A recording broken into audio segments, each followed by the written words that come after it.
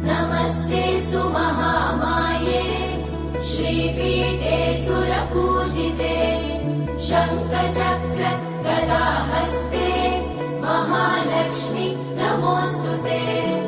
नमस्ते गरुडारूढे कोलासुरभयङ्करी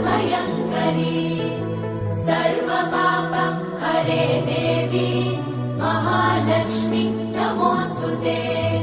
महादेव्यै च विद्महे विष्णुपत्नी च धीमहि तन्नो लक्ष्मी प्रचोदयात्।